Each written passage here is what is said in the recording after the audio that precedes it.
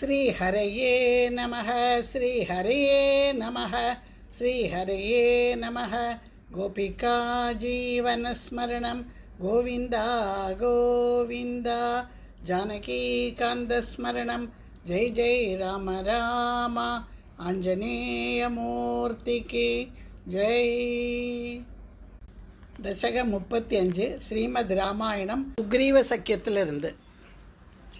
नीतः सुग्रीव मैत्रीं तदनु हनुमता दुन्दुभेः कायमुच्चैः क्षिप्त्वाङ्गुष्ठेन भूयो लुलुविथ युगपत्पत्रिणा सप्तसालान् हत्वा सुग्रीवघातोद्यतम् अतुलबलं वालिनं व्याजवृत्या वर्षावेलामनैषीः विरहतरलितः त्वं मदङ्गाश्रमान्ते। सुग्रीवेणानुजोक्त्या सभयमभियता व्यूहितां वाहिनीं तां ऋक्षाणां वीक्ष्य दिक्षुद्रुदमथ दयिता मार्गणायावनं राम। सन्देशं चाङ्गुलीयं पवनसुतकरे प्रादिशो मोदशाली मार्गे मार्गे ममार्गे कपिभिरपि तदा त्वत्प्रिया सप्रयासैः। त्वद्वार्ता कर्णनोद्यत गरुदुरुजव सम्पाति वाक्य प्रोत्तीर्णार्णोधिरन्दर्नगरि जनगजां वीक्ष्य दत्त्वाङ्गुलीयम् प्रक्षुद्योद्यानम् अक्षक्षपणचणरणः सोढबन्धो दशास्यं दृष्ट्वा पृष्ट्वा च लङ्कां झटिति स हनुमान् मौलिरत्नं ददौ ते।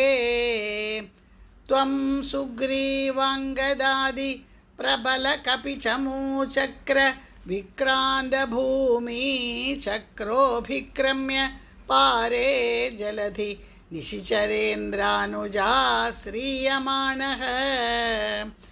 त्वत्प्रोक्तां शत्रुवार्तां रहसि निशमयन् प्रार्थना पार्थ्य रोषप्रास्ताग्नेयास्त्रतेजः त्रसत् उदधिगिरा लब्धवान् मध्यमार्गम्। कीशैराशान्दरोपाहृतगिरिनिकरैः सेतुमाधाप्य यातून्यामर्द्य दंष्ट्रा नखशिखरिशिला सालशस्त्रैः स्वसैन्यैः। व्याकुर्वन् सानुजस्त्वं समरभुवि परं विक्रमं शक्रजेत्रा वेगान्नागास्त्रबद्धः पतगपदि गरुन्मारुतैर्मोचितो भूः। सौमित्रिस्त्वत्र शक्तिप्रहृदि गलदसुर्वातजानीतशैलग्राणात् प्राणानुपेतो व्यकृणुत कुसृदि श्लाघिनं मेघनादं।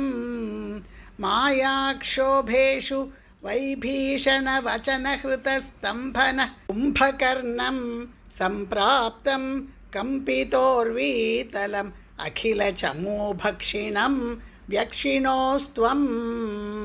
गृह्णन् जम्भारि सम्प्रेषितरथकवचौ रावणेनाभियुध्यन् ब्रह्मास्त्रेणास्य भिन्दन् गलततिम् अपलामग्निशुद्धां प्रगृह्णन्।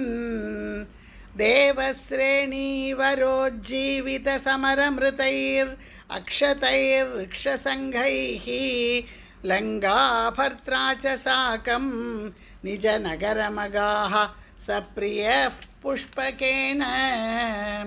प्रीतो दिव्याभिषेकैः अयुतसमधिकान् वत्सरान् पर्यरंसीः मैथिल्यां पापवाचा शिव शिव किल तां गर्भिणीम् अभ्यहासीः।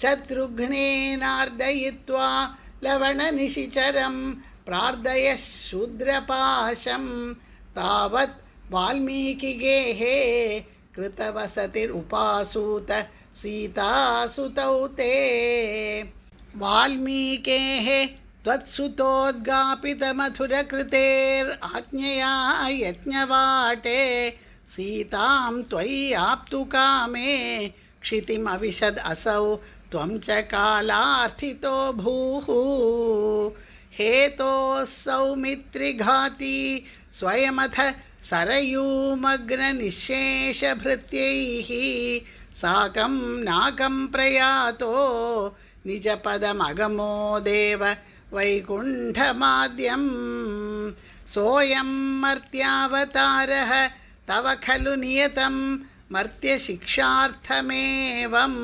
विश्लेषार्तिर्निरागः त्यजनमपि भवेत् कामधर्मातिसक्त्या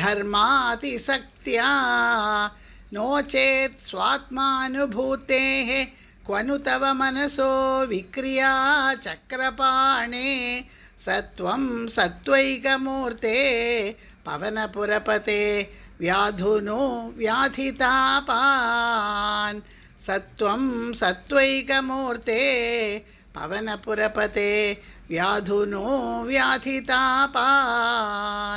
सर्वत्र गोविन्दनामसङ्कीर्तनं गोविन्द गोविन्द जानकीकान्तस्मरणं जय जय राम राम आञ्जनेयमूर्तिकी